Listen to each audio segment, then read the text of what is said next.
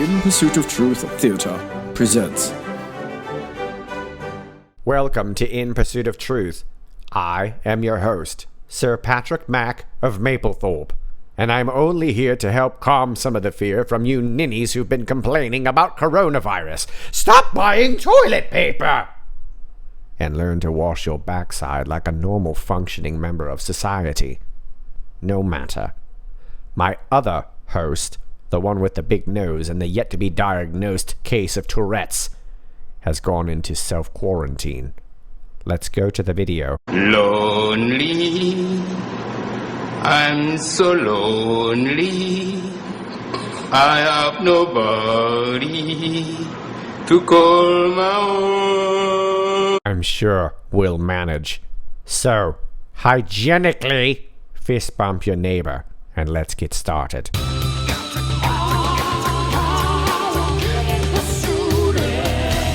All right, I'll take it from here, from my quarantine cabin. Happy Sir Patrick's Day to all of you. I want to start you off with my last video, Lend Me Your Ear, from the 15th. If you've not checked it out, please do. It will really help you. We can't backtrack completely here, but we're going to follow up on some of the stories that I covered in the previous video and just give you some follow-ups on some of this. So we were talking about this one-eared dog, as you can see pictured right there, named Ray, and we were talking about some other dogs, lots of dogs named Ginger that were popping up, and what some of these references may have meant. We were, of course, talking about coronavirus. We were talking about Australia, actor Orlando Bloom and his fiancee Katy Perry. We were talking about Tom Hanks, Rita Wilson. So please check this video out because, like I said, some of it is going to piggyback on the last video, and we don't have time to go back. But right now, let's play Vague Memories. And now, it's time for Vague Memories. You may vaguely remember we were talking about this. Here is Orlando Bloom. This is a tweet from the 7th of March from Amazon Prime Video. Amazon Prime Video is hosting a show that stars Orlando Bloom entitled Carnival Row. And we were talking about that too. But what I found very curious about this tweet is the fact that they were shooting in, they're actually shooting in Prague, which has now been canceled, of course, or at least postponed due to coronavirus. He has now been sent home. They were talking about coronavirus scares, and he had this very curious photo shoot which really had nothing to do with Carnival Row. It's kind of a period piece like I explained in the last video, and we were checking out this curious tweet, of course, because of the dog named Ginger, but also because of the curious romper that you see in the upper left-hand corner there. Very strange choice of fashion there, but even stranger, and what caught my eye, were the pictures of all the vases, the very ornate vases or vases, whatever, on his romper. And of course, the one curious pink sock. And then, of course, there is the dog named Ginger. We were just talking about that too, and we're going to follow up with some of that. And then if you look down in the bottom right corner, there was also this curious picture of this very feminine looking brooch that he's wearing and a curious earring. And here it is right here. This is from Dior. And as you can see on the left there, White Dior and Daniel Arsham, who is the designer, Lily of the Valley. So it is indeed Lily of the Valley, and that is why I'm following up on this. So again, if you've not watched the last video, go do it, because we're moving forward. And on the right there, you see the earring, the curious earring. Looks almost like a Lego, and it appears to have a D, I'm assuming for Dior or Daniel Arsham, but it is a resin crystal matte finished earring. Okay, so we know what those pieces are, and we thought this was very curious, and I do think there is some significance to this Lily of the Valley reference. After all, like I pointed out in my previous video, Carnival Row is a much different theme than what is being offered up in this photo shoot here. And if Amazon Prime is going to even bother right now with coronavirus going on, bopping around Europe with Orlando Bloom, you would think they would shoot a more relevant type theme to go along with the TV show. But instead, they chose to show us this old car and this romper with all the vases on it, this dog, and of course this very feminine looking brooch. So let's check it out. Now we're over here on the website of Daniel Arsham, and we're not going to spend much time here. I just want to show you a few things, but I will say this: if I were just casually looking him up, I would assume this is a very talented artist, has some funky stuff and all kinds of different styles, which is really unique for an artist like him. A lot of minimalist stuff, seems to like to work in white, but works in a lot of other colors too. But he's also designed some really funky sneakers, which I actually thought were really cool. But a deeper look into their website, you see some kind of more contrasting stuff and sort of disturbing. As you can see here, a lot of white here, but we'll move on. And I'm sorry about this website. It's really kind of strange. There is the DeLorean there from Back to the Future, which we also mentioned in my last video. But you'll start to see here that there's kind of this theme where he sort of takes these general everyday things and turns it into some sort of erosion. Right there you can see it's like this person just being eaten away. Here are some of the teddy bears. Let me see if I can get another one there for you. There you go. It just almost looks like it's eaten away by disease, and it appears there's like crystals or something like that inside, but it's kind of disturbing, and like I said, very stark contrast to some of his other artwork, which just seems to be fairly minimalist and elegant. Look at that. I mean, what kind of joy would you get by having that sit on your mantle? Anyway, just saying, but this is the guy who designed that brooch, when of course that brooch is very, very classic looking, which seemed to also be a stark contrast to what we're looking at right here. Look at that. So there is your artist, Daniel Arsham, and I just wanted to show you that he seems to have some sort of fixation on this sort of inner decay, or whatever you want to call that. Teddy bears and rabbits and people and jackets and shirts. He's always got these kind of crystals embedded, but it sort of looks like it's decayed, almost like it's diseased. It's probably just coincidental. But also designed this very classic looking Lily of the Valley brooch that Orlando Bloom was wearing. So I thought that was already very curious given his fixation, but of course we also know that the Lily of the Valley is a very poisonous plant. Oddly enough, this is an article from the Sun UK, and this is from not too long ago, November of 2019. One is amused. The Queen once joked people wanted her dead after she was gifted a poisonous plant twice in 1 week. The Queen once joked that people were trying to kill her after she was presented with the same poisonous plant twice in 1 week. During her visit to the Chelsea Flower Show in 2016, the monarch was presented with a bunch of flowers containing Lily of the Valley. Okay, well, we know Lily of the Valley is poisonous. That's no big secret right there. It can be very harmful for dogs or horses or any animals that might be able to graze it. And of course, it's very aromatic. It's used in all kinds of perfumes and fragrances and whatnot. Now, there have been some reports that the Queen has, quote unquote, quit and is fleeing Buckingham Palace. That appears to not be true, just to let you know. Those seem to be unsubstantiated reports. She is indeed staying at Buckingham Palace. But of course, just like everyone else, they're all imposing this self-quarantine. But I thought this article was curious because the event happened in 2016, but the article was written in November 2019. So I'm not really sure why they would bring this back up again, other than maybe they were just wanting to tell this clever little anecdote, right? Now check out this article from Express UK, also late last year, October 13th, 2019, but talking about an event in May of 2018. Meghan Markle walked down the aisle at St. George's Chapel in Windsor and married Prince Harry, who by the way is a ginger, in May 2018. The Duchess of Sussex looking stunning in her simple Givenchy dress designed by British fashion designer Claire Waite Keller. The bride was also holding a wedding bouquet, which flowers were replicated in Princess Charlotte and other bridesmaids' flower crowns. Expressco UK can now reveal that children's crowns were made of flowers that can be deadly, especially for children. Meghan's bouquet was made of forget-me-nots, as well as sweet peas, lily of the valley, astilbe, jasmine, and astantria. Sorry if I messed those names up, but anyway, there you go, and there is her little bouquet right there. And she's like, yeah, what? I got me some lily of the valley. What are you gonna do, ginger? Anyway, I just want to point out that I found this very, very strange that they're talking again about an event that was really already kind of old, and yet they're rehashing it again and just bringing up the fact that Lily of the Valley is poisonous. So with all the hubbub going on around Corona, it seems like everybody wants to stay home and self-quarantine. And of course, the wealthy can do that a little bit more comfortably than some of the rest of us, right? Now, we were just recently talking about Bill Gates and Microsoft and how he just recently stepped down. Very odd timing, given the fact that he seems to know a lot about coronavirus. He's been warning about these things for quite some time. And of course, he's also got a lot of patents for vaccines. Seems pretty handy, right? And he also is part of the group that's putting together a lot of these testing kits in regards to coronavirus. Seems a little bit too curious, but He has now stepped down from Microsoft. We were talking about the other day. The CEO for Lockheed Martin just recently stepped down. We've had another rash of CEOs stepping down.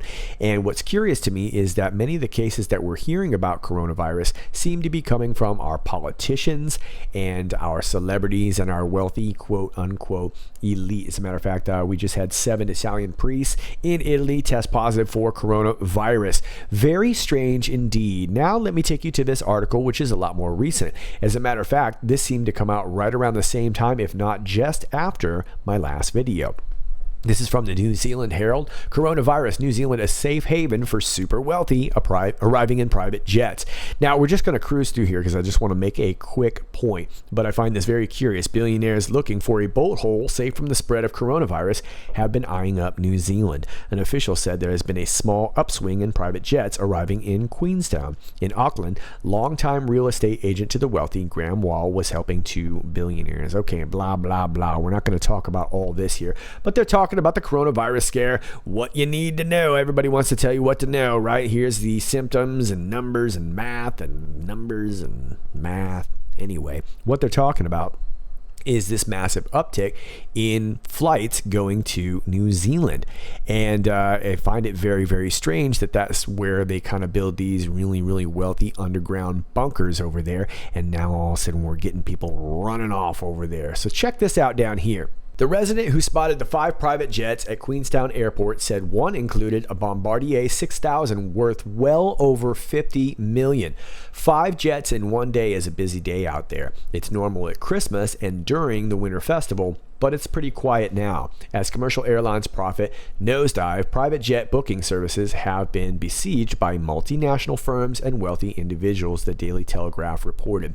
Those with plenty in their pockets were also tempted by the now sold out $100 Aeronum Urban Air Mask mode, modeled by Gwyneth Paltrow, and luxury brand Byredo's Suede Hand Sanitizer. Suede hand sanitizer. The $50 alcohol gel promised to gently unfurl with nuances of lily of the valley and violet before settling on a bed of soft musks.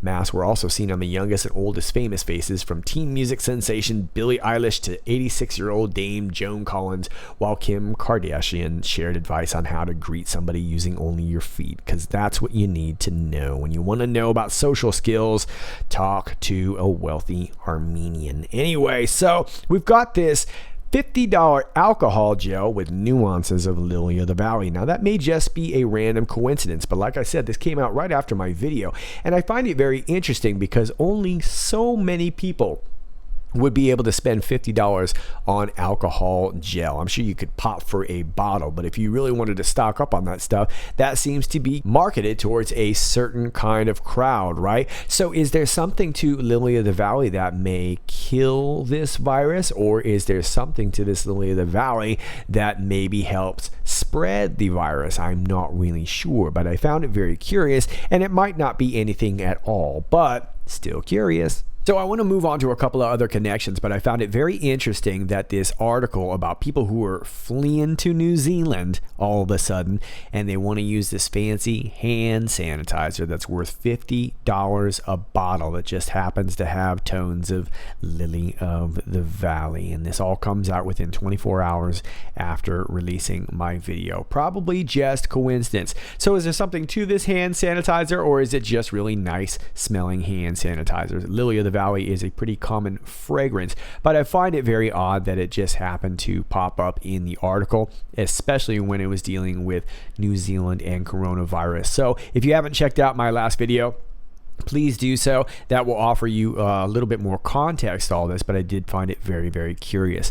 Also, Lily of the Valley, they're known as Maybells or the Virgin Mary's Tears. This is usually brought in to signify the beginning of May or May 1st, which is known as May Day, which is also a common distress signal. That got me thinking about post 997 from QAnon, and this was from April 4th, 2018, so close to 2 years ago, where Q says Pope will be having a terrible May. Those who backed him will be pushed into the light, dark to light, truth. Well, at the time, Pope was having a terrible May, but it wasn't necessarily, it was a little bit about health. There were some people that were falling ill, but This mostly had to do with the stepping down of really the entire country of Chile. Their bishops had stepped down over sexual abuse. So that was sort of the context at the time. But is there going to be a future Proust past context with this post? Not sure, but I did think it was very relevant. However, with all this panic and all this distress, it did seem very odd that the Pope was out roaming the streets in Italy, where they just had 7 cases of priests getting coronavirus. Doesn't seem very safe. This is from The Hill. Pope walks through empty streets, visits churches amid lockdown in Italy. Okay, so all these cases of corona, and of course Italy's been hit really, really hard right now, and the Pope was already ill just a couple of weeks ago. And of course we all suspected that it could possibly be coronavirus. That didn't turn out to be the case, but he has had lung problems before, and so this would be a terrible thing for him to do, unless of course he knew something we didn't know. But look at this picture. It's all looking all kinds of creepy, kind of gangster, and a little bit pathetic. But anyway, he ended up going to a couple of basilicas. And what was strange is that this is unannounced. You can see the fear in his eyes right there. This is from Catholic News Agency. But this was an unannounced visit, and they ended up attending the Basilica of Santa Maria Maggiore. And what you're looking at right now is him at St. Marcello Church, where he prayed before a crucifix used in a procession during a 1522 plague outbreak in Rome, according to the British newspaper. Okay, so this was in regards to a plague that happened in Rome. All right, fair enough. And this is all going on during the Ides of March, when incidentally was the time period in which Julius Caesar was killed. Hence the title, Lend Me Your Ear. Now I want to move on to the second odd connection. Please check out my previous video, Lend Me Your Ear, if you have not, to see the rest of these connections in regards to lilies, the lily of the valley, Evangeline lily, and all their relations to Orlando Bloom. But here's this other picture where he is wearing this really ugly looking romper with vases all over it. Very strange. And of course he's got his leg lifted up. You see one pink sock. That originally made me think about the last post we saw from Tom Hanks before he was diagnosed with coronavirus. And he was in Bondi Beach in New South Wales, and there was a picture of just one pink sock. I found that very curious. But I do believe there to be some real strong significance with this vase. Maybe not necessarily with Orlando Bloom, but with vases in general. As a matter of fact, I made this video here from January 4th, Vase to Vase. We were talking about the significance not just of vases and possible software named VAS or VASE, which is all very relevant. Please watch the video. But we were talking about this gift from Xi Jinping to Kim Jong-un, one of the first times that Kim Jong-un really traveled outside the country to meet with China, and he was gifted with a very large vase. And that's usually a very significant gift, considering that these usually represent different dynasties. So go check that out. But my point of the video really was, the big point for now, was that over the last couple of years, we've seen a personal exchange between some world leaders. One very significant one was this soccer ball that Vladimir Putin gifted to President Trump. We thought there was some odd significance in there. Whether there was a microchip inside or whatever, we don't know. We do know that that soccer ball has a microchip. But my point was that it was a physical gift. The vase to Kim Jong-un was also a physical gift. And of course, just recently we had the PM of Ireland gift President Trump with a vase full of shamrocks. So it does seem like there's some significance here. And I'm sure it's probably just coincidental that only a matter of hours after I release my video, Senator Marsha Blackburn releases this video. Tomorrow is a National Day of Prayer. Please join me in praying for all those affected by the tornadoes in Tennessee and those impacted by the coronavirus. And I'm not going to play you the video, but I do want to just show you the screenshot. Here she is in her pajamas. Now, not quite as ugly as the romper that Orlando Bloom is wearing, but very similar, I thought, considering Orlando Bloom was wearing vases and she is wearing what appears to be Chinese snuff bottles. There were a lot of people commenting on Twitter saying that they look like alcohol bottles, but these appear to be snuff bottles. And snuff bottles, oddly enough, come from the Qing dynasty, which is spelled with a Q. Yeah, these were used. These were kind of used as a status symbol, and then they kind of spread to the masses after they became more affordable. But it was sort of like showing off your new watch, right? So you would pull out your fancy snuff bottle and offer all your boys, a little bit of snuff, just so you could show off your fancy snuff bottle. And of course, that snuff was used sometimes to cure stomach aches and headaches and things like that. So I thought it was very curious because this came right after this post. So is there a significant value to having Orlando Bloom, who's offering up this vase communication, and then Marsha Blackburn, who is showing these snuff bottles that seem to be all bottled up, or at least mostly bottled up? Is there a communication there? It's hard to really say, but I found it very odd given the fact that Senator Marsha Blackburn hardly ever does any interviews without a blazer, much less in her pajamas. So I found this very, very strange. And of course, in the video, she's just talking about a National Day of Prayer. You can check her out on Twitter. But I found this a very odd getup. If you scroll down her page, you will see multiple interviews. And not only is she dressed well, but she almost always has a blazer on. So could this be a call and response? Is Marsha Blackburn letting us know that we bottled something up that might have gotten out? It's hard to really say, but I do want to offer it up to you because I do think it's very significant, because just like the vases, these snuff bottles were only from the Qing dynasty, and they usually involved some sort of symbolism. So I do think there is something to it. Now, I don't want to get too jiggy there, but I do notice the double-decker bus behind her, which made me think of London. And then, of course, there is the famous address, which is 1 Blackfriars, which is the famous skyscraper known as the Vase. Yeah, probably just coincidental. A couple of more tidbits in regards to these snuff vials. Obviously, it's not quite the status symbol that it used to be. You can go to China and find these really as tourist trinkets these days. And of course, snuff isn't as widely used as it used to be, although people do still use it from time to time. Nowadays, a lot of people like to put it in old bullet casings. And that got me thinking about Nancy Pelosi, who has that famous bullet bracelet of hers. Many thought she was antagonizing the POTUS, maybe even threatening the POTUS by pointing out her bullet bracelet, which she's done a number of times. I remember thinking back then, I wonder if she kept her snuff in that. Of course, I didn't think of the significance at the time because this wasn't relevant, but I found it very interesting. I also found this very interesting, that the very next day on March 16th, the Cleveland Museum of Art tweeted this: snuff bottle 1644. And I have no idea if that is that purple corn, or is that an eggplant, or is it corn plant? I don't know. Kind of looks like a pomegranate too. Maybe it's a cornogranate.